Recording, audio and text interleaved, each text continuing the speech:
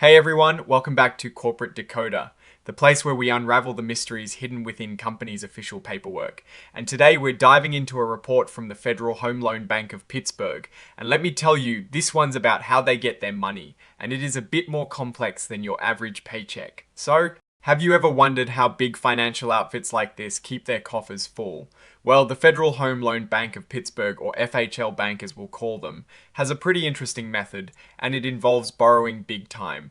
Their main game is selling debt, basically IOs to investors. These aren't just any IOs, though they're called consolidated obligations. And here is the kicker. They're backed by all 11 federal home loan banks across the country, not just Pittsburgh. It is like a nationwide IOU system. So what does joint and several mean? Imagine you and 10 friends all promise to pay back a debt together.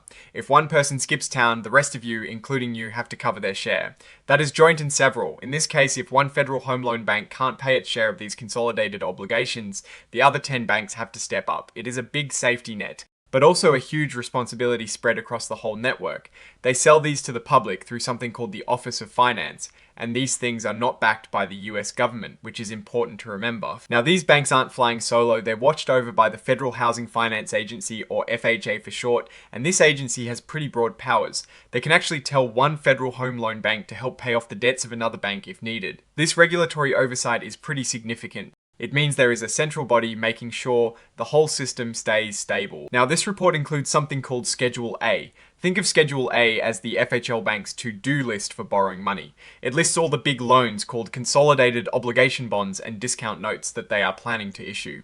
They only list the ones where the Pittsburgh Bank is the main one responsible for paying it back, and they leave out the really short-term notes, the ones due in a year or less, because those are just part of their everyday business. They also include any debts they've taken over from another federal home loan bank, as long as there is more than a year left to pay them back. It is worth noting that while all this borrowing as a whole is a big deal for the FHL Bank, they're not saying that any single loan or specific group of loans is super important on its own.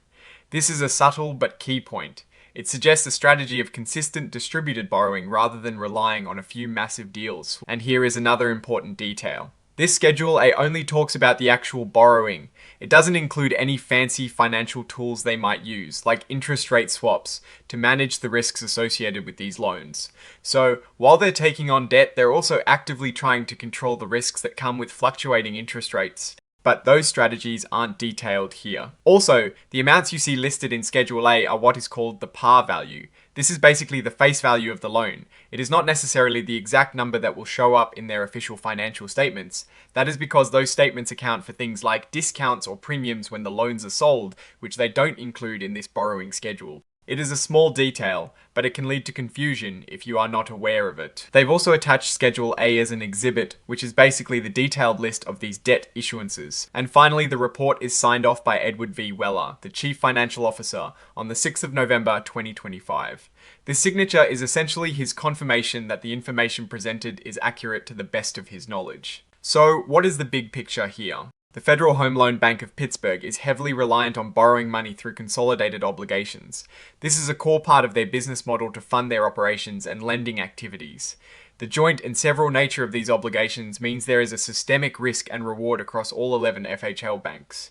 While the FHA provides regulatory oversight, the ultimate safety of these obligations rests on the financial strength of the entire federal home loan bank system, not on a government guarantee.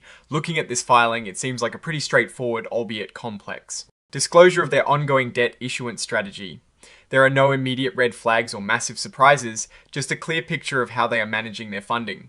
The FHL Bank of Pittsburgh is a significant player in the financial system, serving its member institutions. And its ability to access capital markets through these consolidated obligations is absolutely critical to its mission. The lack of explicit materiality for individual obligations suggests a methodical and consistent approach to funding, which can be seen as a strength in terms of predictability. However, the inherent risks of a joint and several obligation system, even with regulatory oversight, always warrant attention from investors and stakeholders. Alright, that is our breakdown of this FHL Bank filing. What is your take on how these banks fund themselves and what it means for their stability?